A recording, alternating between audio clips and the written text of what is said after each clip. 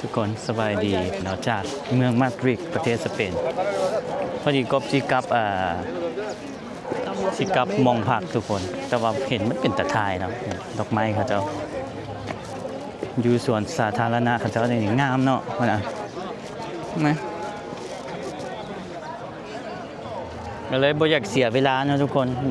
เวลาย่างกลับไปนี่ก็ถ่ายให้ทุกคนเบิ่งวิวบ้านเมืองเขาเจ้าไปนำเนาะต่อให้บ่ได้ไปจุดสถานที่ท่องเที่ยวก็พาทุกคนเลาะนี่ตอนนี้เวลา 4:30 ทุกคนก็กย่างไปประมาณ18 นาทีทุกคนกลับโฮสเทลแต่ว่ากบหันย่างมาก่อนแล้วเนาะย่างมาไก่เติบแล้วไป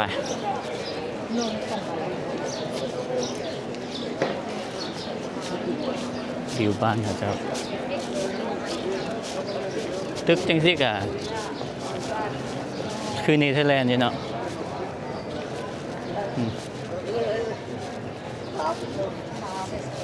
ตอนนี้ก็หิวข้าวหน่อยนึงทุกคนระหว่างกลับกับก่อนฮอนโฮสเทลกับชีแวะซื้ออย่างกินเพราะมีไมโครเวฟเนาะทุกคนไปเวฟกินเนี่ยงามต้นไม้สีบัวเห็นบอกงามเลยงามอีหลีเลยเราก็บ่เห็นซากุระจากเทื่อเนาะยังบ่มีโอกาสจะไปญี่ปุ่นทุกคนงามจริงเดี๋ยวเนาะ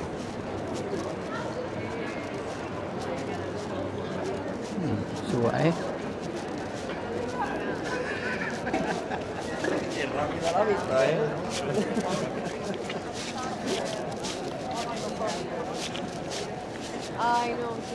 มันจะย่างแบบนี้ซื่อๆเลยเนาะงามเด้เบิ่งไหมบ้านเมืองเขาเจ้าทุกคนเชื่อว่าหลายคนเนาะที่เบิ่งคลิปกบเนี่ยเอาจัก 80% ไป 90% ไปน่าจะยังบ่เคยมาเที่ยวสเปนมันผู้ใดเคยมาก็ยืนนอนใน10% เนาะ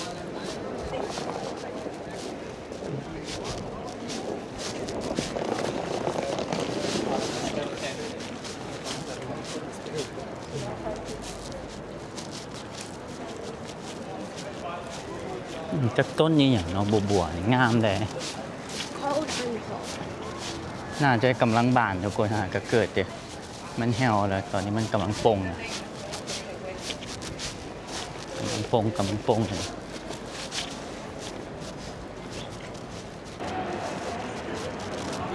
โอ้อันนี้จะมีเครื่องฟากเนาะเครื่องฟากนี่มีทุกมุมเลยเนาะทุกคนผู้สาวสเปนกับผิวเข้มหน่อยนึงเนาะแล้วบ่ถึงขั้นว่าเข้มทำบ้านเฮาเนาะเข้มหน่อยเดียวทุกคน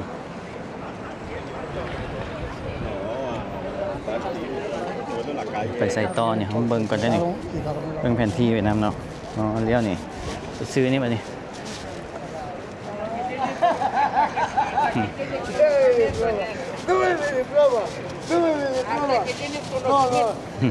นอนในที่เลยกับมีเนาะที่สบายใจเลยมันจะมีเหลี่ยมหลายนะทุกคนเห็นป่ะเหลี่ยมเป็นทางซอดกันเบิด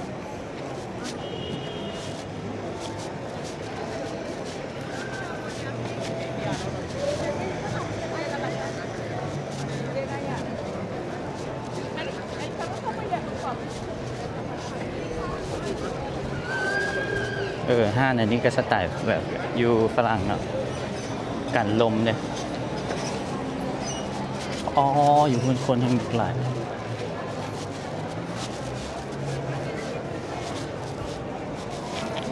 คุณนะคนบุกหลายนะแม่นอย่างวะเห็นบอกทุกคนจะขึ้นค่อยลงค่อยแบบภูมิประเทศนี่จะบ่ได้เพียงกันเนาะแต่เขาเจ้าก็ตั้งใส่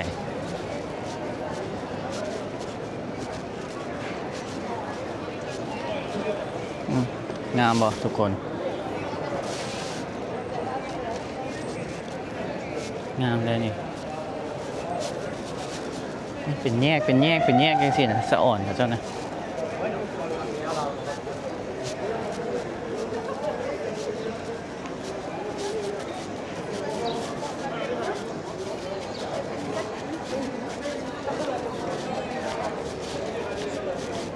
โอ้ของกบจะไปแยกเชิงก็เป็นอย่างเอาไปเข้าทั้งหน้าก็ได้มันซอดกันเบิดเลยร้านอาหารเนาะกบนะเป็นคนที่ว่ากินอย่างกระยาโบดแล้วเข้าทุกคนเขาลึ่งนะเขาลึ่งกินข้าวอันข้าวเปียกกันยังเป็นข้าวเด้เห็นมาจากข้าวเด้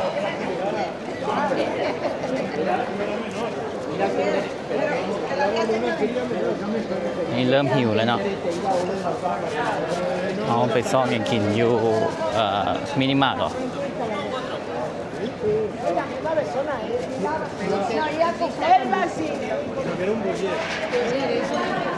จะมีเมนูอย่างที่เนาะเบิ่ง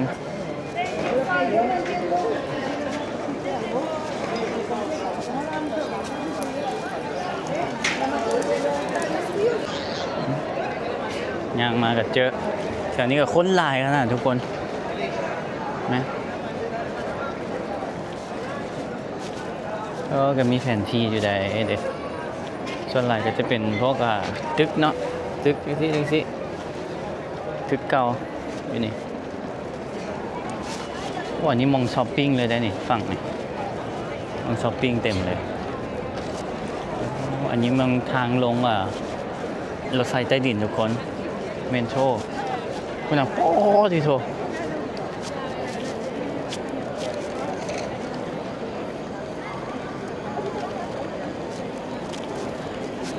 ที่ลึกขนาดเลยคุณนะค้นบักลายจะเห็นหรือบอลนี่แมนมาได้นี่ฟิวเดียวบุญธาตุหลวงนะทุกคนของกับเจ้าแล้วฟิวเดียวบุญธาตุหลวงทุกมือเลยเนาะโอ้โหดีออ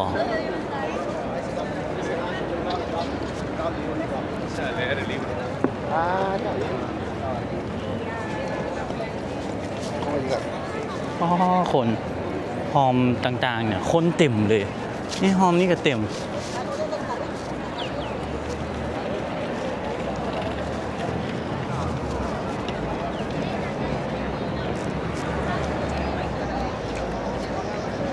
ตอนนี้ได้กินหอมแล้วทุกคนเริ่มหิวข้าวแล้วซ่อยังกินก็เนาะ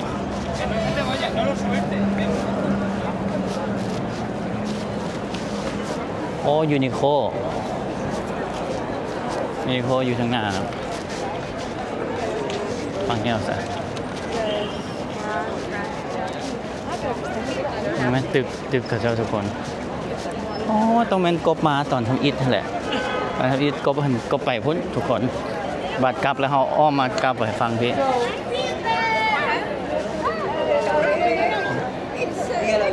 สปอร์ตโมนเครื่องฝากยูนิโคล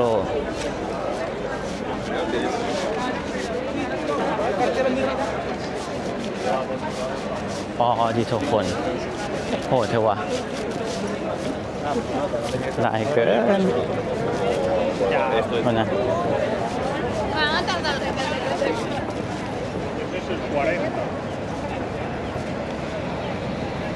แมนแล้วมันอยู่แถวเซ็นเตอร์ทุกคน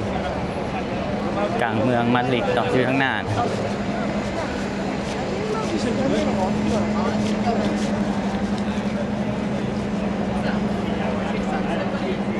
ซ้ำกับเต้ยางเที่ยวพร้อมกบได้นี่ทุกคนรถเมล์กับมาเรื่อยๆเนาะนี่แต่นักท่องเที่ยวที่ปน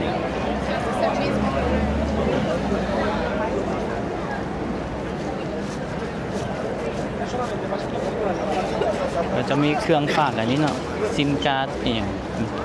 เครื่องฝากมาดริด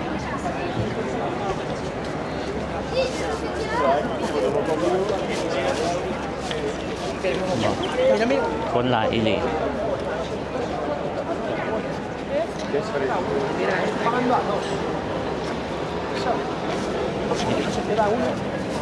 สเกเจอร์ เกิบนะ exchange money แลกเปลี่ยนกับมีหลายนะ Ahora es más un อ๋อ คนหลายอีหลีทุกคน ตอนนี้กอดกระเป๋าไว้อยู่เนาะ กับโทรศัพท์กอดไว้แอกหน้าอันนั้นแมงโก้ซาร่าวันนี้เรียวมาดริดเนี่ย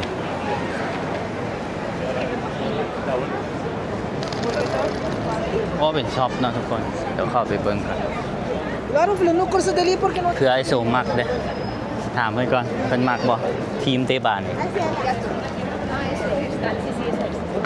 เข้าไปเบิ่งกันนะทุกคน โทรหาไอโซก่อน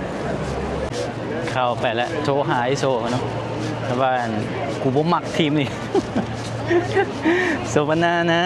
ทุกคนไอโซกูบ่มักทีมนี้เบิ่งกันโทรหาเทมโปบอยเดี๋ยวว่าหาเทมโปบอยมักเนาะมันก็บ่ฮู้คือกัน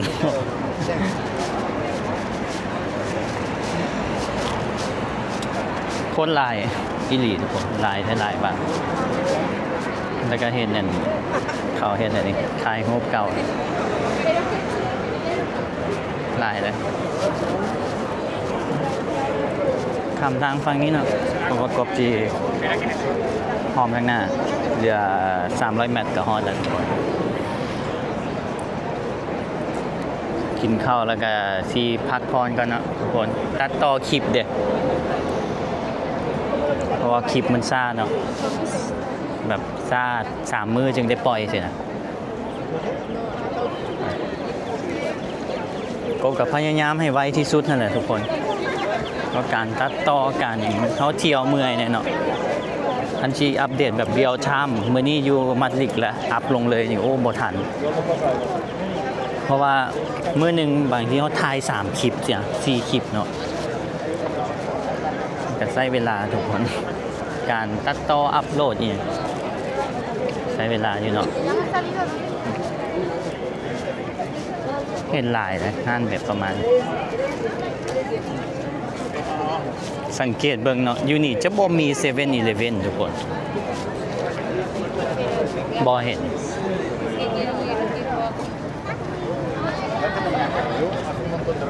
ตั้งแต่มาเที่ยวยุโรปนะแล้วก็มาสเปนบ่มีอันนั้น7-Eleven นะบ่เห็นเลย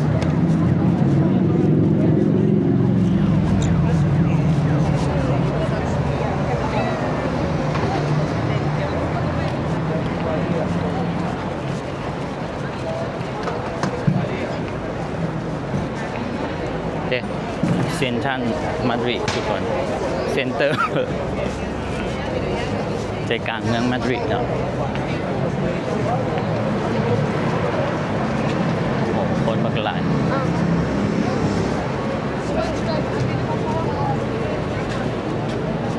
a Granada o en Madrid. Cuando queráis, vamos a hablar. ภาษาเจ้านี่หันลิ้นหลายเลยเนาะทุกคน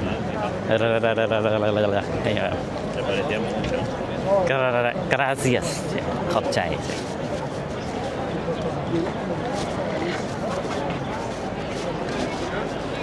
ลองไปหอมนี่บนพอมันซอดกันเมื่อหอมก็จะเข้ากันหอมหน้าแต่ลองยางหอมนี่บนอ้อขน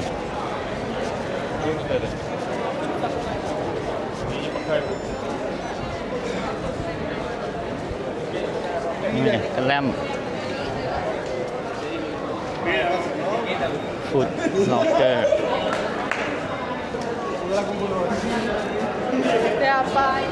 คนเต็มเลยทั้งหน้านะทุกคนมันหลายนี่แมงโก้โอ้มันเป็นโซนช้อปปิ้งมืดเลยเนาะอยู่ละแวกนี่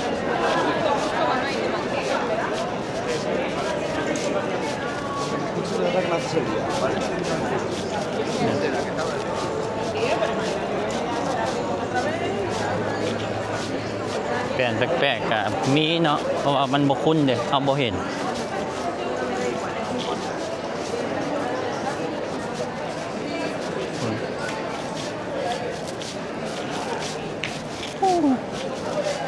หลายแฮงคน อากาศซ้ำนี่ยางเลาะโอเคอยู่เนาะทุกคนเนาะยางเลาะแบบเหงื่อบ่ออกอะนะ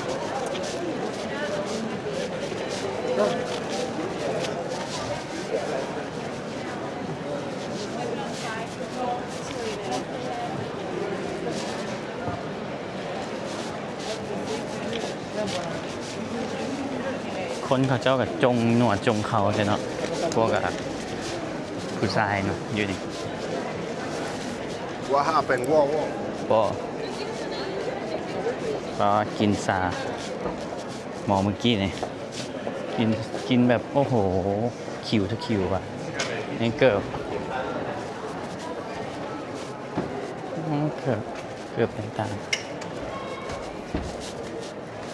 รถจั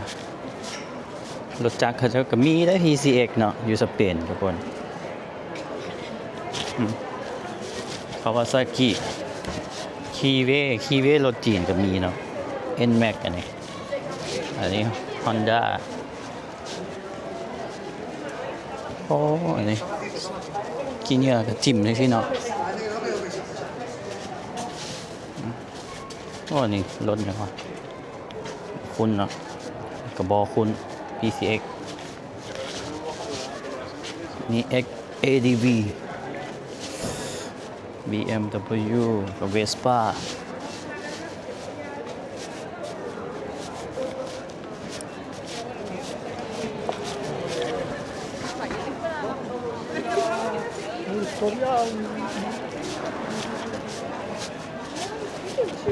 แต่พอดีฮอดนั่นห้านั่น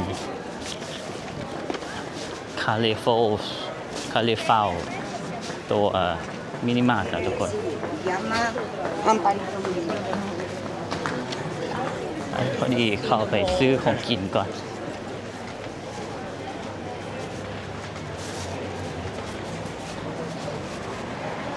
คาเลฟาวนั่นแหละคาเลฟาว Ya, mi beta.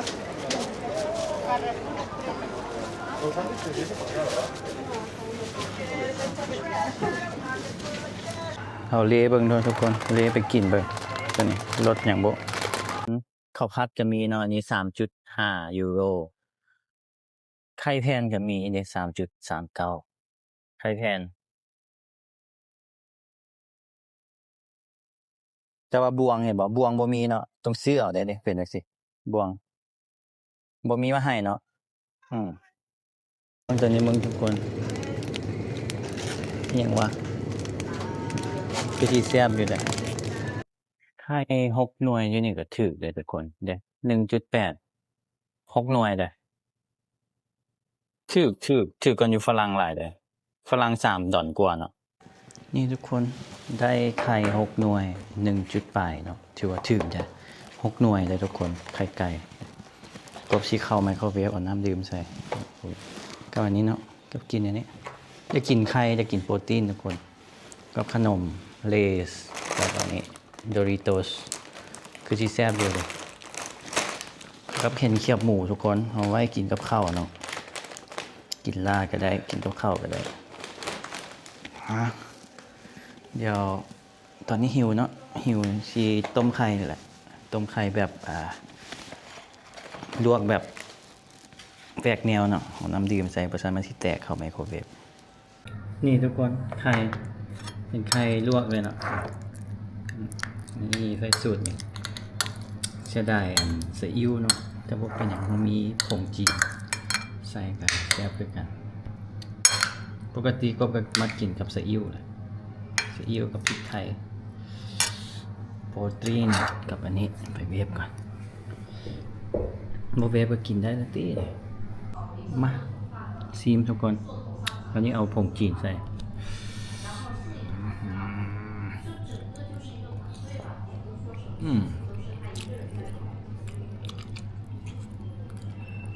มีรสชาติขึ้นตอนแรกสิชื่อเกลือพริกไทยมาแต่มันโมมีโดนมีทั้งเกลือทั้งพริกไทยอีกอย่างเขากับจังไหนกับสิกับทุกคนอีกบ่โดนเนาะก็เลยโอ้เป็นยาแหละ not bad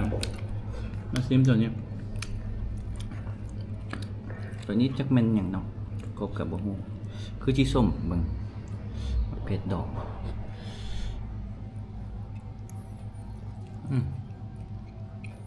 ไม่กินดอก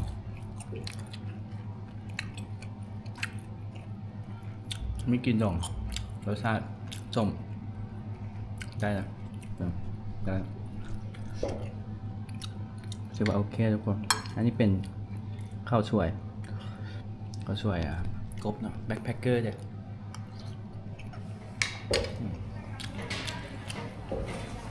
ยูนี่ผมมีถ้วยทุกคนเราได้ว่าจีกินมีเจ้าใครใช่มีแล้วผมมีกบกินซีหน่วยเนาะแล้วซองเอาไว้กินมื้อเช้าเติมโปรตีนครับลืมแคบหมูกัน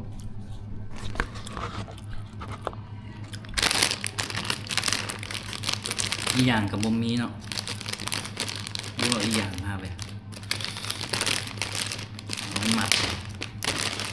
นี่แคบหมูสเปนทุกคน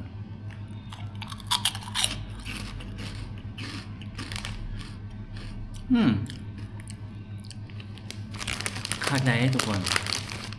จำพงมาล่า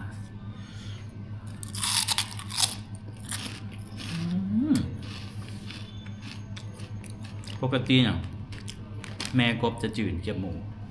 แล้วจะจืดเป็นคอน้อยๆทำนี่เนาะจะเอาไปกินกับตำหูเนี่ยกบมักกินจ้ำเจีย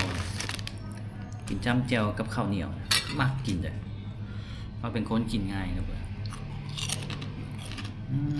สะอ่อน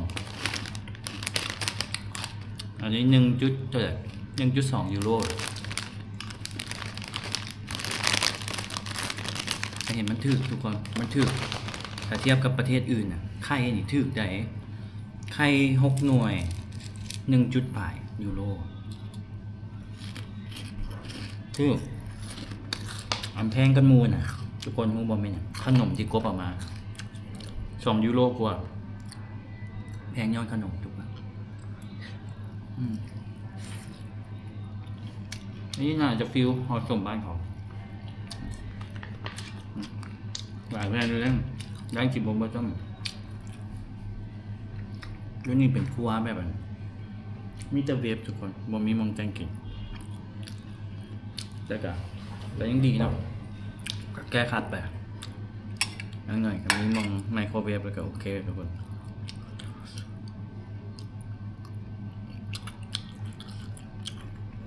ตอนแรกเห็นไก่อยู่ในฟรีเซอร์คือจะกินจืนไก่ก็เลยแบบมันบ่มีเต่าบ่มีหม้อมันสิเวฟออกกับเวฟได้อยู่แต่มันก็จักจังใจนะทุกคนก็เลยเบาถือว่าคลิปนี้กับพาทุกคนเลาะนะย่างเบิ่งบ้านเบิ่งเมืองของเจ้าแล้วก็ซื้ออาหารทำไมมากินดูแล้วไปซื้อหน่วงมั้ยดูท้องมีโปรตีนเจอกันคลิปหน้าทุกคนผู้ใหญ่อยากเลี้ยงข้าวลืมบอกกบซื้อมาไป10 ยูโรทำมาทั้งขนมทั้งอะไรอย่างทุกอย่างแต่ว่าเขาไม่ได้กินคาบเดียวเลยคือน้ำผลละไม้คือกันเห็นบอกเขาก็มากินอีก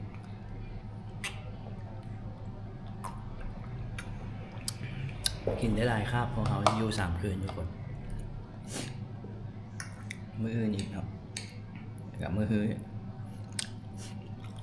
ครับใจทุกคนที่เบิ่งจนจบถ้าผู้ใหญ่อยากเลี้ยงเขาก่อนเวนโม่คือเก่าทุกคนเดี๋ยวว่าเซลกบได้รับเงินทุกอย่างเลยทุกคนบ่ต้องย่านเนาะโอนเข้าปุ๊บพิมพ์อย่างมานี่กบฮู้เหมือนแอนเราจะบอกขอบใจทุกคนบ๊ายบาย